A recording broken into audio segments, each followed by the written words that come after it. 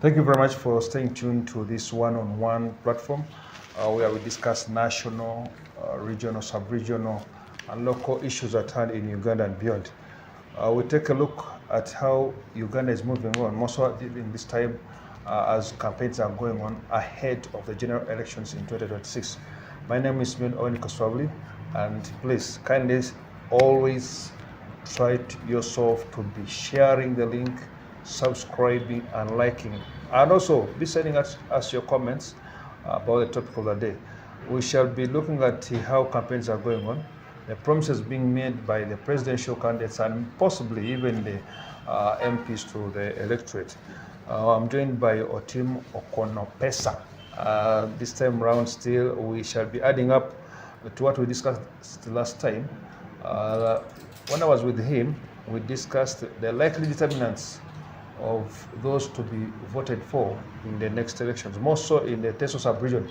This time around, we shall expand the topic to what's prevailing during the campaigns and see how the first month was and what's taking on the second month of the campaigns. Our team, you are most welcome.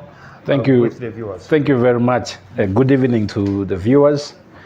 More than delighted to be here on one-on-one talk show with the OWEN. It's very good to always share and expound on issues of importance to our country, and then what should possibly pose towards development for the next agenda as we attain the Vision 2040. Thank you very much, my brother.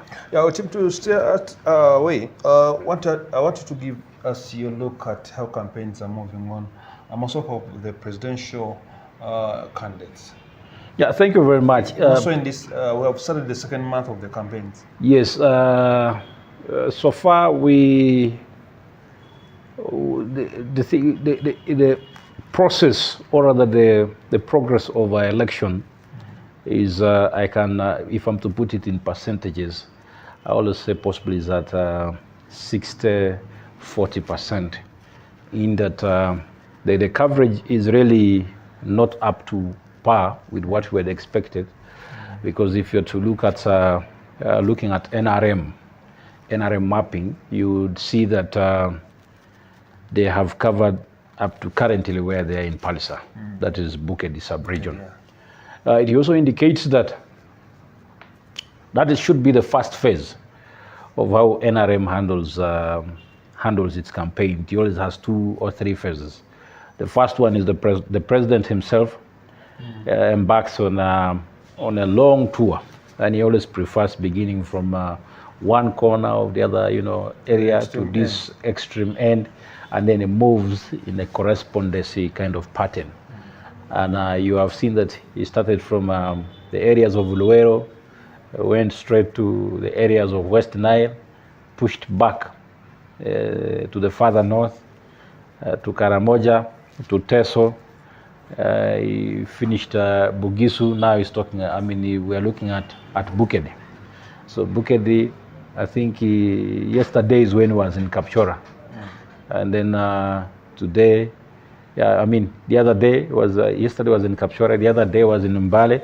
So you find the patterns are okay. So when you have to look at other parties, the other party that most likely has a big following and has a lot of viewership should be the People Power. That's Snoop. No. And they're also seeing that leading opposition party. Leading opposition party. And they're also seeing that they also started their movements from Busoga. They also proceeded, and I think went up to north, and then went up to Karamoja region. Now they're in western Uganda.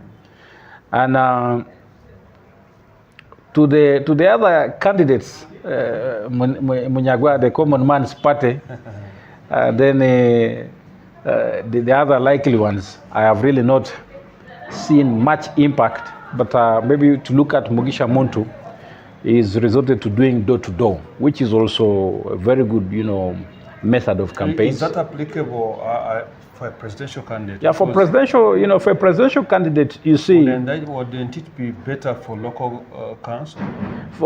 You see, when you're handling presidential campaigns, ours is more of diverse now. Yeah. But if you're to look at developed countries like the US, the UK, probably we'll be seeing these presidential candidates have almost between 10 to 15 rallies all over the country. And most of those rallies, they would always use them as fundraisers. And that is how you're able to influence, or rather that's how they're able to see the type of influence you have within the communities. So when you are to do the comparison, we have also not reached the point where the presidents themselves are going to be on one platform and then able to be... Why isn't that being talked about this time around? I don't know, but you see, it is initially iPod that has been at the forefront of trying to look at that kind of criteria. And the fact that there have been also a little bit of conflicts, and then some political parties had a boycott and so on, and then I think after a certain period they want to join back iPod. So it has also had its own ups and downs. And you can see from the other time when they organized the presidential debate here at, I think it was at Serena also, yeah. It came out well, because you see, people want to know the type of leader that is going to come. And what does he know about current affairs? What does he know about the policy, structures? What does he know about the political trends of different, diversities of this country? Talking about issues of finances, you hit at it. You find that in other countries, the public fundraises for the presidential candidates and other candidates.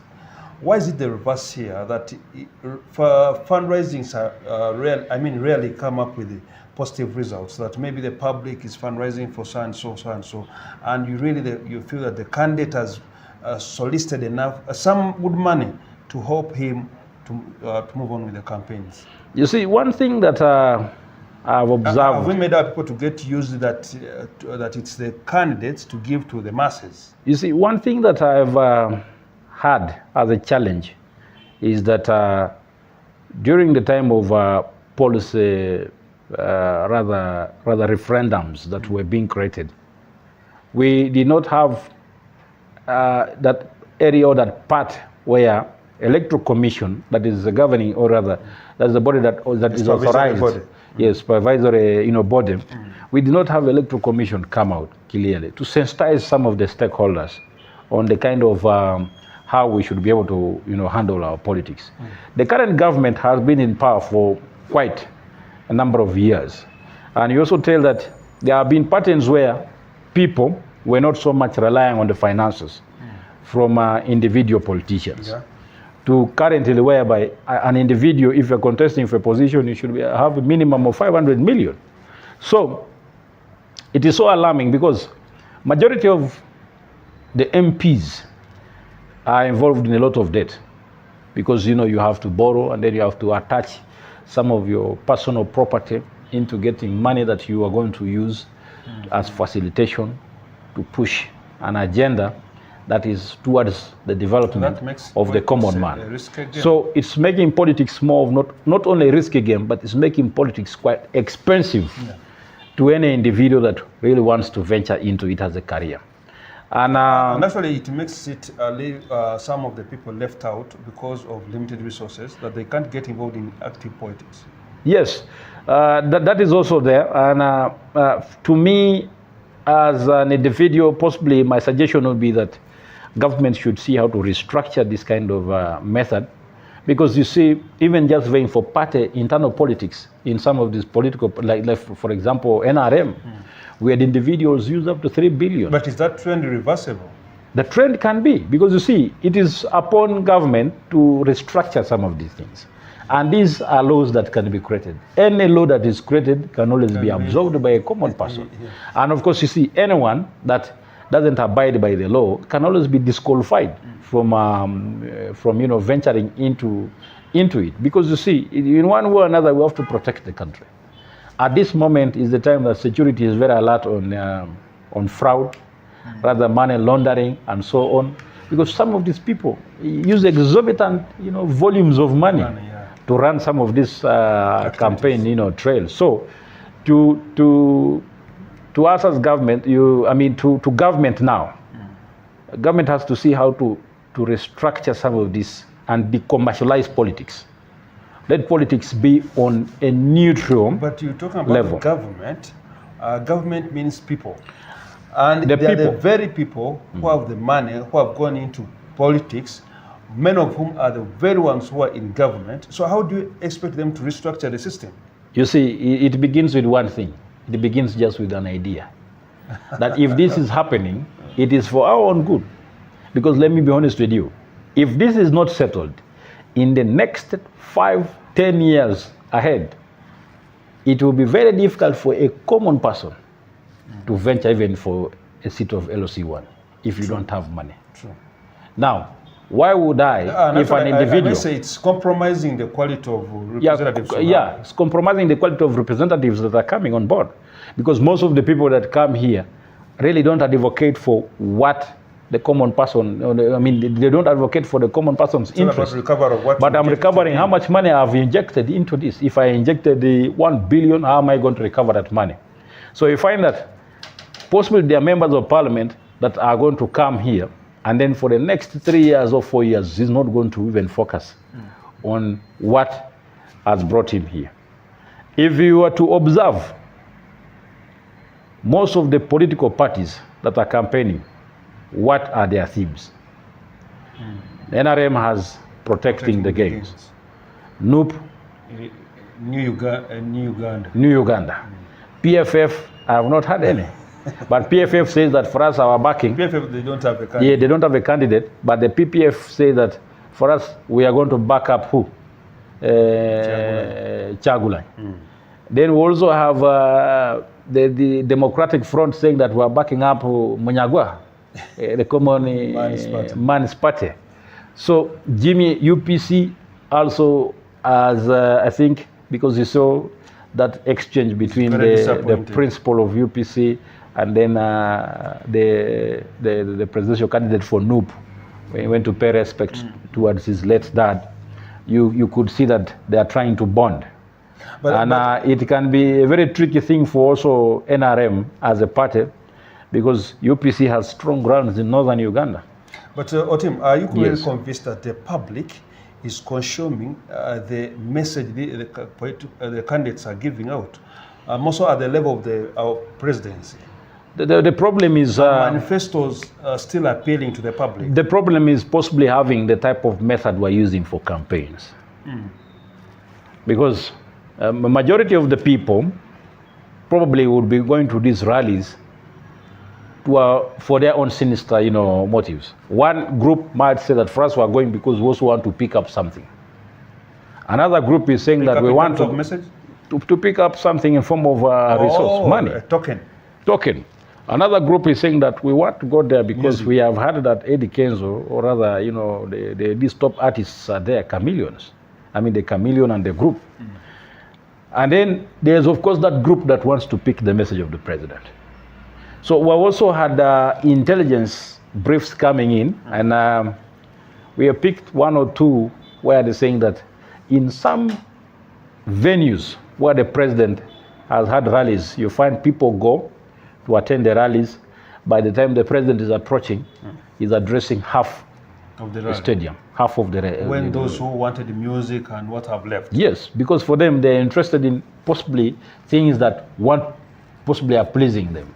And that, I feel, is something that I think the president should be aware by now, and he should be able to see how to recalculate that whatever part. Are you trying to relate it to an allegation that some people are just afraid to the sites?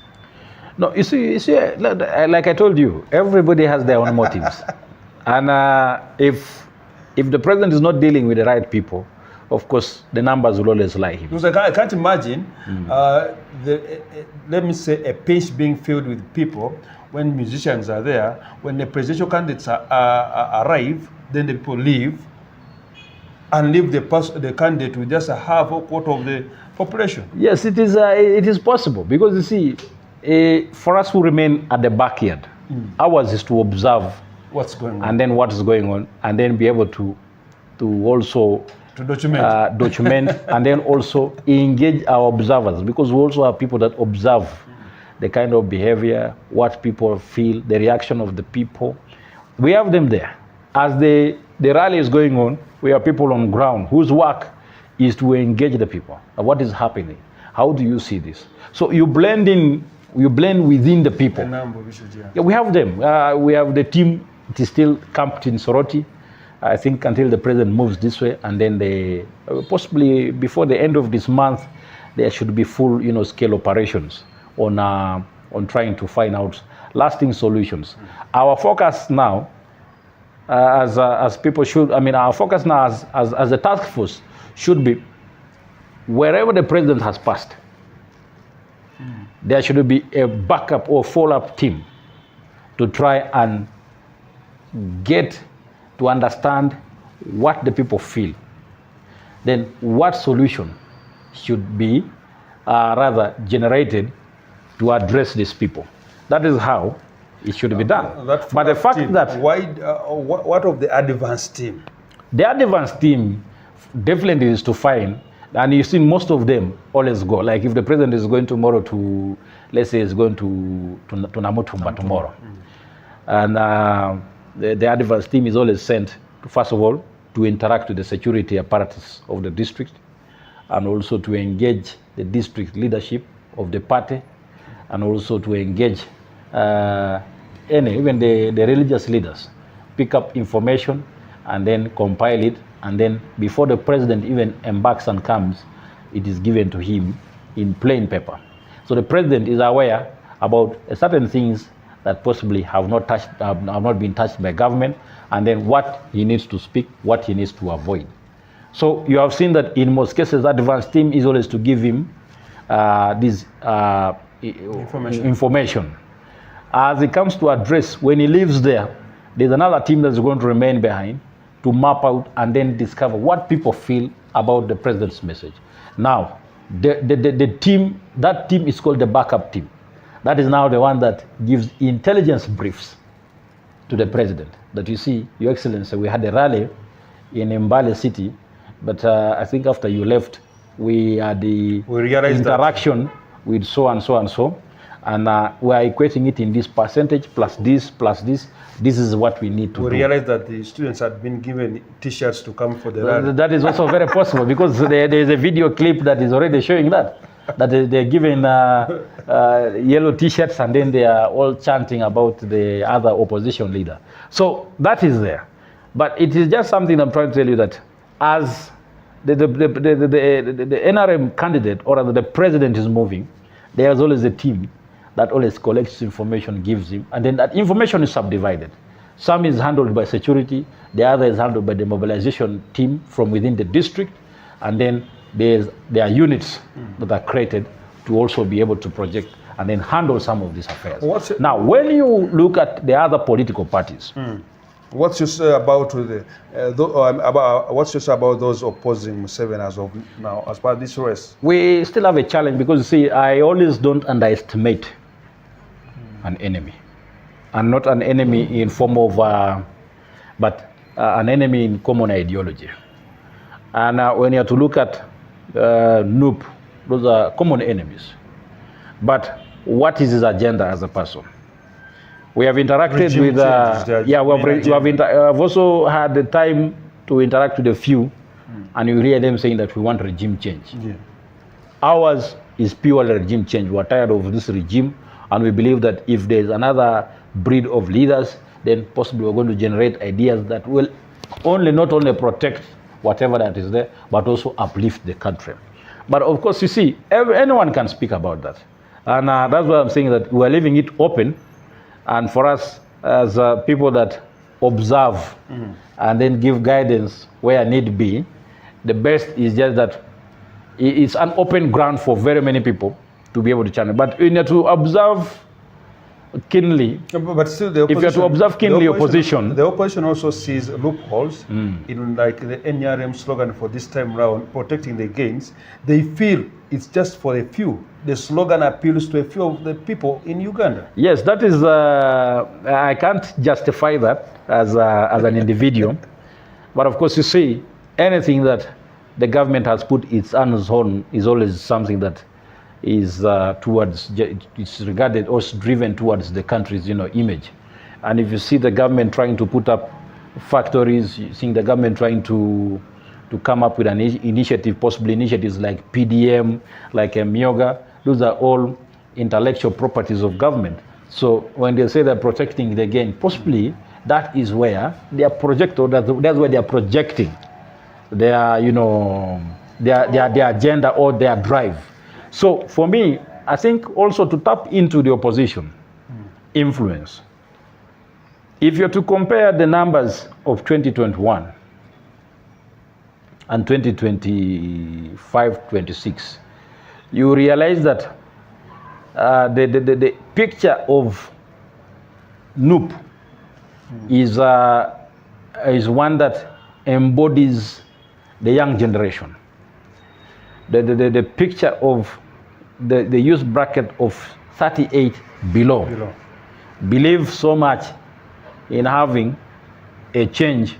And of course, you see, for the fact that they could even be exhausted. Their suffering is due to the regime. Yes, so of course, you see, for the fact that they are also that they are living is due to what the services they provided. Yes, they're also underlining factors that could be leading to that. One of them is the fact that we have a new generation of leaders and then young people that have never experienced change in leadership or transition of government. And to them, they're saying that, you see, we are people that are schooled, we're people that are learned, but there's a high level, high rates of unemployment in this country. And for us, we believe that possibly if there's another change of government, then that can happen. Do you find sense in that belief? Of course, you see, anyone can come up with the ideas and sell them for the sake of giving hope to people. And by the way, with politics, the words that you say, it's all about how you package your message. The words that you package, or rather your package towards the public, is what determines the type of support that you get.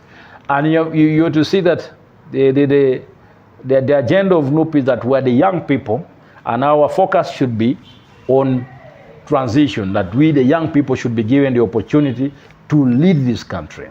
Of course, that is something that you cannot. Do you think the regime is in line or is really still on track of addressing the issues that the youth are raising?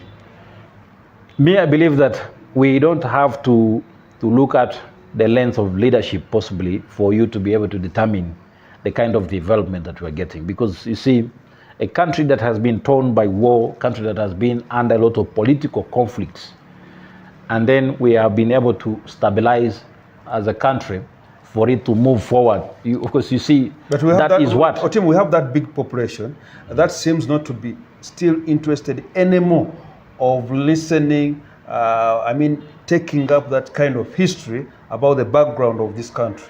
That also much as it may be right, but they feel it's like they are being put into scare. For me, I believe that there are just a few issues that are rather, tainting a bad, or rather, that are making the image of, that have tainted the image of NRM as a party. And one of them is failure to work on the issue of corruption, not to eradicate corruption. And the fact that we have a recycled pattern of leaders also is a very big challenge. My main concern, or rather my main advocacy, has always been on orienting young people to take up leadership roles. And of course, you see, NRM has that tendency, but it is at a slow pace. Rather, the pace is slow in how the young people are being perceived to take up leadership within the NRM government. And if you're to look at the political parties, they are fronting young people because they know that it has reached a point where there should be another generation that should come in, and they believe that is how the country should run. We don't want a scenario, possibly also don't want a scenario to look like that of Cameroon, where you have a head of state possibly staying in a European country and then he only gives orders or gives instructions through the phone call or on virtual calls. So that is something that people possibly also, and all those are assessments that when you interact with people, that is the information you pick. Okay, and our team, some people assume that members of NRM have not done enough to engage the public on which services the government has provided. Some assume that by this time, Mr. Museveni wouldn't be making a district-to-district campaign, but it would be like a sub-regional or regional campaign to be done. If the MPs, the local government representatives had done enough to explain government programs to the people, to always be engaging the public, than waiting for Mr. Museveni to always outline what he has done, what the government has done for a certain district, what he intends, okay, maybe what he intends to do is another thing, but what has been done. How can the public wait for 5 years to get an explanation of what has been done for them? You see, that I would rather bring it in a much simpler manner. You see, the president, being head of state, has always delegated people to handle some of these positions. For the fact that there's also some level of arrogance amongst our leaders, you find that instead of following something that is on the right course, they now tend to rather bring in some level of arrogance in how they handle patterns, or rather some, personalizing issues. Then there's also greed. Among leaders? Among leaders. You find one leader wants to have like 4 positions. Now, if you are one leader, you want to have 4 positions, and the president has given you mandate to handle a very senior, position. Why would you even want the other positions? That has happened. It's not the first thing, but it is something that has come from, the past times. We also see a scenario where we have leaders that also want. They want to cling on to something. And then when they see that this thing has a common, they have a common interest in this particular, program, then you would want to handle it and not even delegate. We've also seen that in small positions at district level. You have an RDC that wants to handle all programs and will not delegate to his deputy to handle anything. You have a LOC 5 that is at loggerheads with the cow. You have the minister, cabinet minister, that is at loggerheads with the permanent secretary, that is at loggerheads with the minister of state. They don't all that stalls work. Yes, like you can see, there was a scenario that minister of ICT some years back. The state minister of ICT with the cabinet minister would not meet in one, in one room. It's like they would not boil in one saucepan. So it is a very big challenge that the head of state has always had to fight. And then we also have sub-regional cliques. West Nile has one person they worship. What that person mentions is the what kingmakers. The kingmakers. We have in northern Uganda, possibly Lango region and so on, where one person is fighting with another person for a particular position. And there is a vacant position somewhere where they have been. We also have possibly in eastern Uganda here, Busoga, where there has been a very senior person, and then all of a sudden everybody doesn't want to work with them, but she has been at the forefront. Of course, I'm not supporting an idea where we want people to cling onto a certain position. There should always be room for change. Rotational leadership generates ideas. Rotational leadership opens scope for new developments to be able to rotational leadership be against seniority. You see, at seniority level, those are now advisory level. There are certain positions you cannot rather just easily you touch and so on, because you know that the moment that position possibly is compromised, then it's first taking you 10 or 50 steps backwards before now you can be able to pick up. So do you see any uniqueness in these campaigns? There's a picture that we're seeing, and I've always told my own colleagues in NRM and even my seniors that I work with, I've always told them one thing: never underestimate any opponent. Never underestimate your enemy. When a soldier is at war, a soldier is taught one thing: that what you compromise is what will eliminate you. Pardon? What you compromise, however much, however little it is, it can easily be the point that will eliminate you. So that even into political positions? Even political positions. You don't have to underestimate your opponent. Never underestimate your opponent. However much you may think that we have this man by the hook, but I've always seen a scenario where you have people sitting with you in one room and only 3 are in your favor. The rest have smiles all shining towards you, but they don't root for you. We have that scenario. We have a scenario that people say that because of this is the reason as to why I'm attached to them. But if I was given room, then I don't think I would be. What you are saying, some people assume that, like those who support the government, some assume that they have everything, resources, or whatever it takes. And what you are saying, that you don't have to underestimate your opponent, some people assume that is that is easy to be done. No, that's very bad. Of the fact that you have the resources, no, you have the structures and whatsoever. No, that is very bad. You see, you have witnessed what has happened in different countries within Africa, and you find that, like what happened in Sudan against Bashir.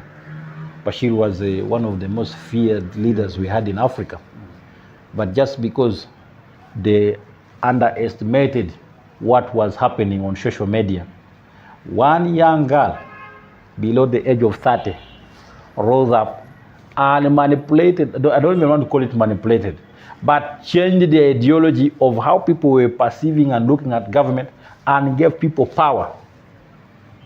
Let me be honest with you. Politics is an art, and it is an art that is through the mind. And then when you're to look at how you can be able to compose yourself and compose your mind from the art of manipulation, you can conquer anything. So you feel that in this case, NRM should never underestimate any opponent? Don't underestimate. That's why I like the president for one thing. The president doesn't in any way compromise on anything. He always has security apparatus that is helping him to tackle, even if he has mobilizers per district.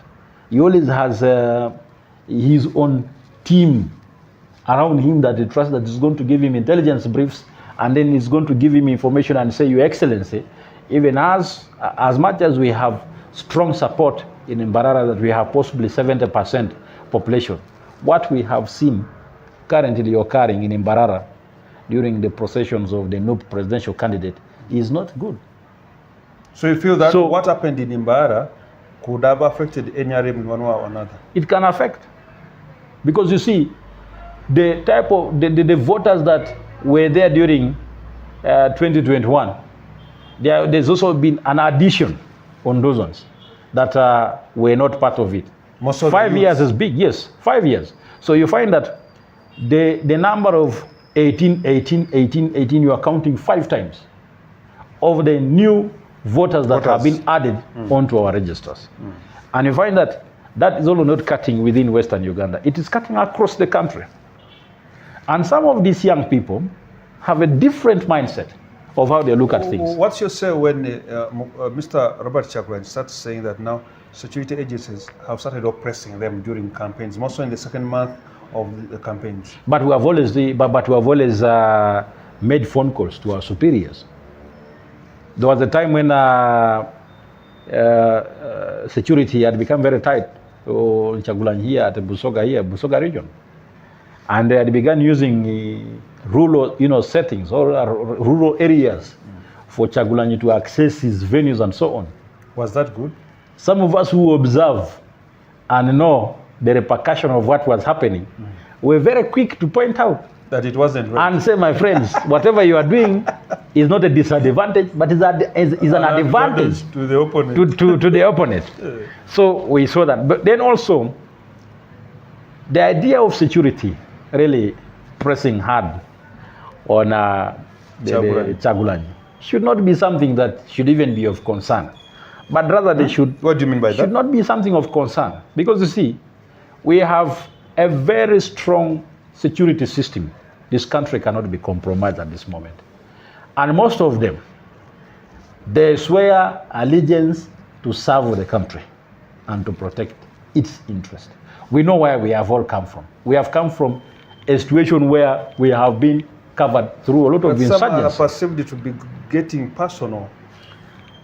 We have, also you see, the reason as to why we have security attached to the presidential candidate. One is that among the security, personnel, of course, there's also one that is key at looking at what is happening.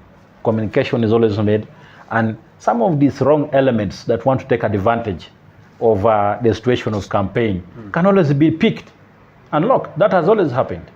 When we had the likes of General Henry Tumukunde at the command during that time of 2016 and so on, we had how they would perceive, because they would use observation to look and do an assessment and know that if we triggered it this way, it is going to cause a public outcry. But now the opposition, more so the camp of Mr. Robert Chagulanyi, feels that the arrests being made by security agencies are total persecution to them, to the opposition. No, you see, one thing that we have to really understand is that there is an emotional outburst amongst our own people. And of course, it also comes with the security exhibiting a highest level of emotional intelligence in dealing with some of these, scenarios. In that, in case of anything, theirs is to trigger. That if we were campaigning and there is nothing happening, yours is to trigger. That there should be a confrontation between security possibly and the public, or rather the supporters. The public is going to put focus and attention on what is happening. So that way, you are dealing with the 16 million that are covered on the international scene. We have a very big number of internet users in Uganda currently, if you have to do your own analysis. 2, there's been access to social media. Anyone now, can go to TikTok and watch some of these things, and that is happening. You should go and read some of the comments that happen. You see, when you interact with people, you get to understand how they reason. When you interact with these people and also observe their activities, you get to understand that they are rather 1 or 2 steps ahead of what security is trying to do. So it is also one thing that, in as much as we are trying to rather, work now that we are getting into the second month of the campaigns, we, as the public, has to be very conscious. Mostly people that are handling the media. So as we come to the end of the show, of today's show, what would be your appeal to the electorate, to those contesting in this second month of campaigns as we head to the third and last month of the campaigns? No. You see, each and everyone has their own agenda. They have their own strategies of how to handle their political rallies or other campaigns. But the other thing is that as NRM, we really have to read between the lines and also go back on ground. Every ground that the president has touched, you cannot say that you have a visitor that has come today to your compound, and after the visitor has left, everybody is going to still think about the visitor. Of course, if this visitor has left, another visitor is going to come to the same compound, another visitor will come to the same compound, and the ideology of the common man is not the same as someone that is elite. Leave the people that have knowledge here and they can filter in between. We have those that don't have any type of filtering. They buy into the agenda of what an individual has come with. You can even find that you who has come with 50,000, 100,000 to give to each and every individual, They will not vote you, but they will vote someone who has not come with money. They will say, let's vote for this young man, because this young man has come in this and in this kind of way. So far, how do you see the use of social media during this campaign? Social media is a very powerful tool. It's a very powerful tool, and I can assure you that the NRM is equally using social media to its advantage. They have to cope up. NUP has really, also done more of upgrades, and you can see they have their principal even moving with cam recorders and so on. And some of these are not only for possibly security reasons, but to show the world that you see, at the end of the day, we are still a young party and we're growing. And we are not looking at short-term goals, but we're looking at the long-term goals. What are the long-term goals of both these political parties? Is it just today, or we're looking at the bigger picture? FDC had the advantage of FDC had that time to build its base, but it got subdivided into 3 times. Now we are seeing that the FDC that was very mighty and very strong those days is no longer, very strong. We have UPC that says that, we've been a very formidable party back in the days and so on. We don't want to lose any roots.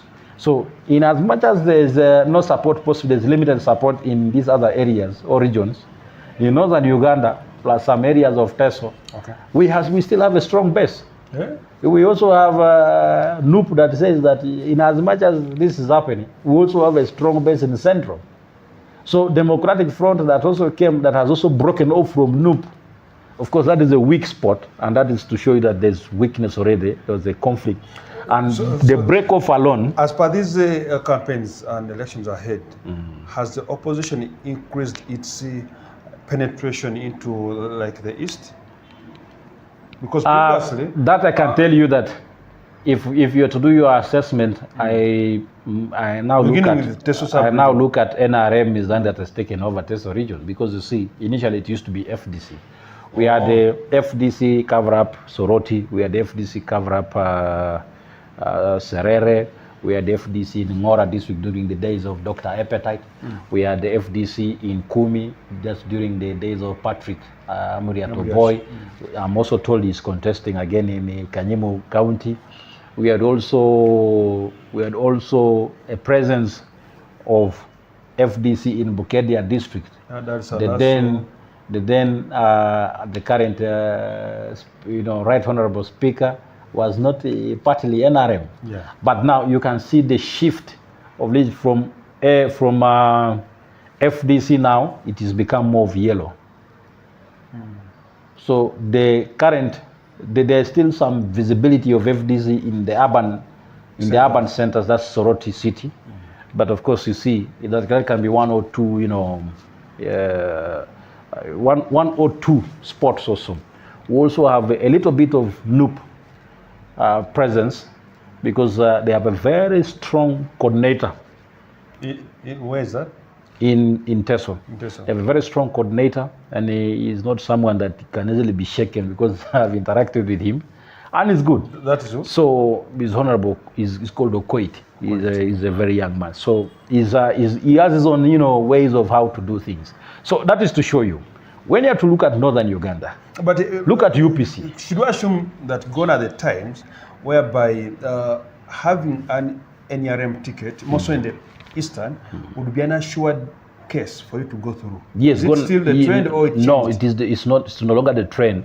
You have to fight for your card. Though the fact, because we had in the previous election, we had candidates that fought dearly for the flag, but they lost to independent candidates. Oh.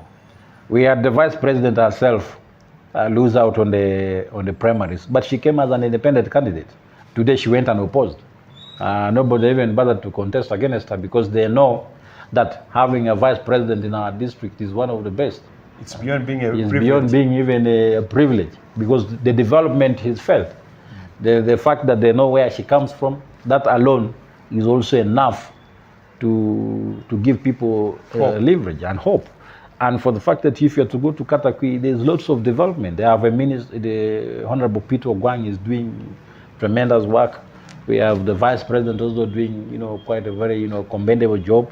So I see that the image, So it's like the image of NRM in Teso region has really changed. So much benefit And in this if term. I am to say, it has increased possibly to, let's say, the coverage should be 87%.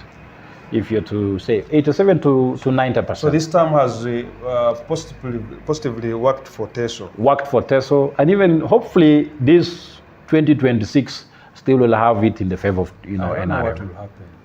No, of course. During and after elections. No, I've always said that one thing. The only thing that NRM has to do is to make sure that they orient young leaders to take on the leadership. People don't have. See the spirit? Yeah, people don't have any bad.